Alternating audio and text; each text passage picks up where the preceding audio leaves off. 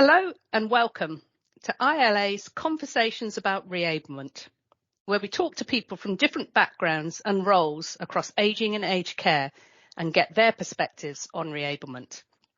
My name is Hilary O'Connell and I'm the Principal Advisor of Healthy Ageing and Reablement here at ILA. Today I'd like to welcome Alison Vella from Aspire for Life. Alison is the Quality and Practice Lead at Aspire for Life, a leading provider of aged care assessment and planning services based in Queensland.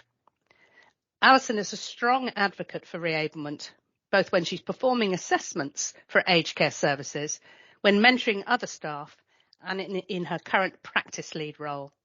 Alison also has 15 years experience as a trainer and assessor, both online and in classroom environments for tourism, hospitality, events, business and management students. So a very varied background. So welcome, Alison, and thank you for joining me today to talk about all things reablement. Before I get started, is there anything else that you'd like to add to my introduction? Is there anything that I've missed? No, I think you've covered that really well. And it's so nice to be talking to you today. It's my favourite topic of conversation. That's so good to hear. All right. Well, if the introduction was good enough and it sort of presented you well enough, I'd like to get going. I have a series of questions for you about reablement. And the first one would be, what does short-term reablement mean to you? To me personally, it's about encouraging and supporting someone to feel happy and satisfied in its essence, to get back to where they were or move ahead to where they want to be. And that might be socially, functionally, emotionally, can be about their confidence and allowing them more freedom to be independent. So for me, it's the opportunity that we can give the clients that we work with, or anyone in reality, to live in a way that allows them to use their capabilities in the best way they are able to, or improve their capabilities. That's sort of in essence what it means to me. A great summary, I think, of what it is. How do you think it can help older people? And you've partly covered that, but I think you can probably expand on that from the experience that you have. Yeah, well, in our roles as home support assessors, we've got the ability to talk to people about their goals, about what is important to them, and then encourage them to make even small changes that can help them to achieve those goals. It might be practical support, such as an exercise program that they can participate in to improve mobility, or activities and having safety assessments to change their environment so they can adjust to the way they complete their self-care tasks at home.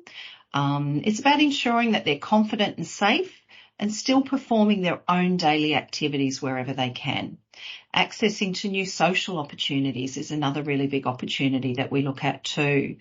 We consider all the areas of wellness, the old 8 domains of wellness. We focus very heavily on a holistic approach nowadays, which is really fantastic. So we look at not just physical health, but also emotional, intellectual, spiritual, social, environmental, financial, all of those different domains.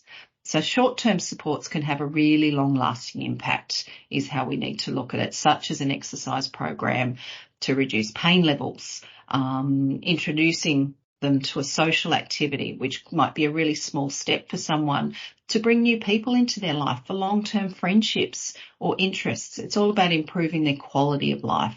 Thank you for that. And I'm so glad that you touched on that reablement isn't just about a person's physical health or their physical function, that it is so much more than that. And that, as you say, we cover all of those domains. And in a way of sort of improving someone's quality of life. Yeah, so important. There's so many different areas that we can look at now, which is absolutely, it's just brilliant. Excellent. All right. So what does short-term reablement look like when working with an older person as opposed to doing a task for them? Yeah, well, as I said, for us, it can be, even just a one-off or a short-term service referral, like having that occupational therapist come to their home and look at safer ways of doing their daily tasks. That then creates new habits and new ideas on how to do things, whether that be do things in a different way, just making things more sustainable for them, because it's about that remaining independent is the focus for what we do. For some people, considering any change can be really quite a scary concept. But in this industry, I really believe we've got the right people who can have that really supportive approach give the great advice and encourage a person to do things even slightly differently to ensure that they can remain independent.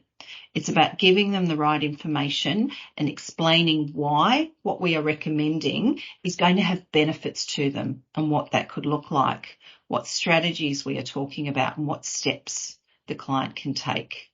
So sometimes we need to look at those short-term supports, even things like, a short-term domestic assistance for somebody who might be recovering from an injury or a surgery, where we've got providers who also work to that concept of reablement. They're prepared to step in as needed and then step back, giving the client their autonomy back and their confidence back. We've moved a long way from every single service being thought of as here forever, once put in place, and have moved more and more to motivating people to do as much as they can for themselves. So it could be just very small steps to a bigger goal, but every step is really important in the process. Do you ever consider the use of assistive technology at all as part of reablement? Absolutely. And look, there's so much information and everything out there nowadays. I'm actually running RAS training at the moment. One of the activities that we do when we're talking about reablement, we actually ask them to look up the Live Up website and spend a bit of time playing around in there. And then we have discussions, if you are doing an assessment for a client who has arthritis, what are some of the fabulous ideas you've just come up with? Or, we talk to different scenarios that are real life situations, and what are the things that we can talk to them about and give them that bit of information, because so many of those sorts of things they may never have heard of before. And some of them are just so easy for them to get as well. And we're not talking, thousands of dollars of equipment. We're talking about fairly simple ideas and strategies for them. So yeah, absolutely. We look at those quite a lot. So it doesn't always need to involve a direct service referral. It can be them just choosing to do something differently, and quite often a new piece of equipment is the way to go. Yeah, thank you for saying that. No, I've just for your information, we're in the process, or we will be in the process of updating or increasing the amount of information about assistive technology on the Live Up site. So that should be even more helpful to your assessors as you progress.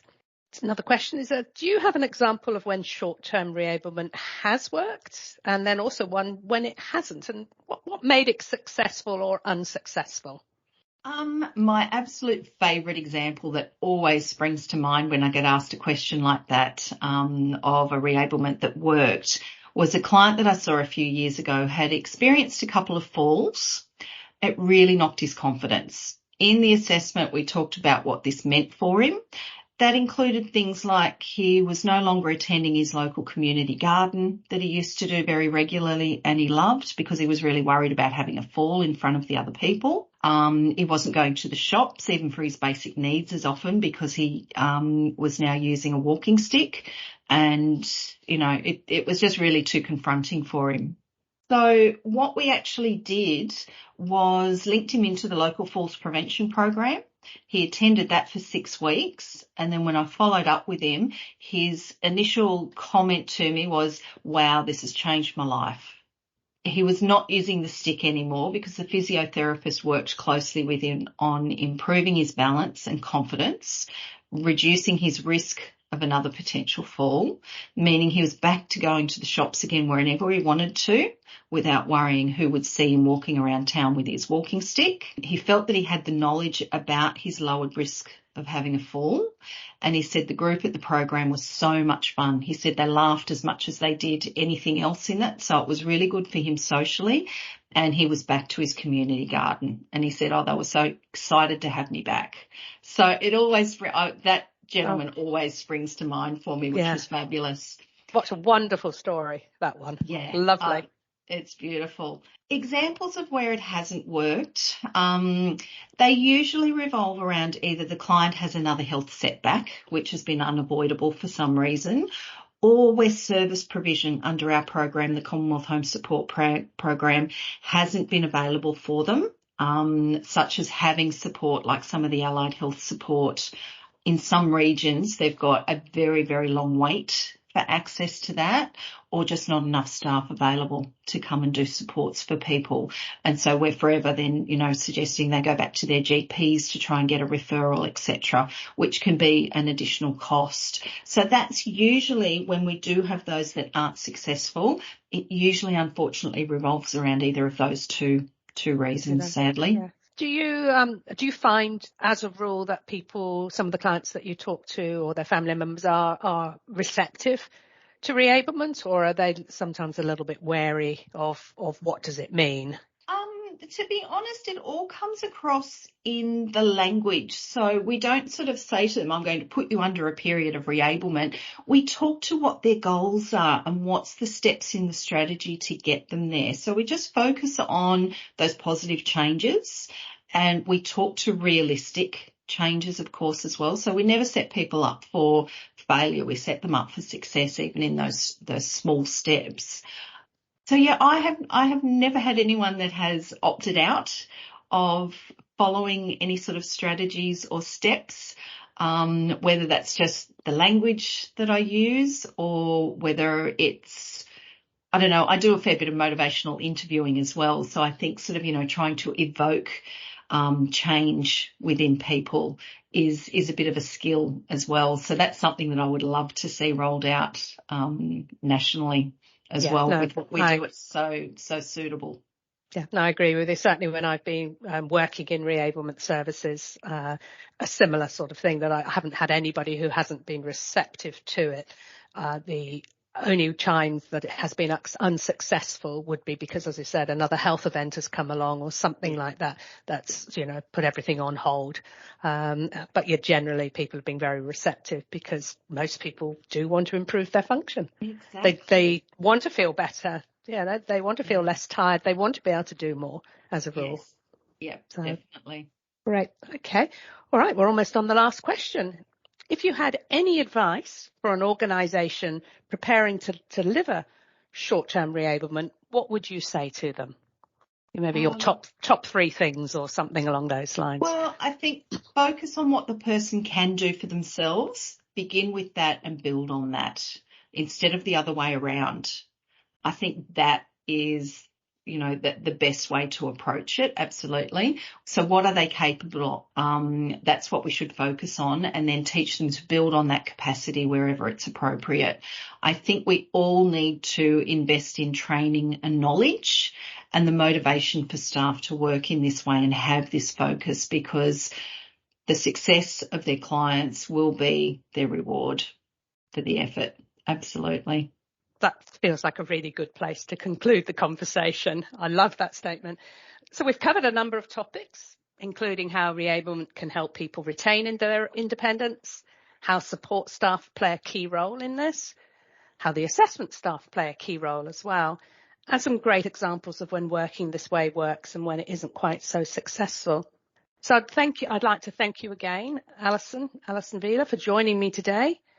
And for those of you listening, I hope you've enjoyed the conversations. And to find out more about what reablement is, please visit our Keep Able site at keepable.com.au. Thank you for listening. Thanks, and thank you, Alison.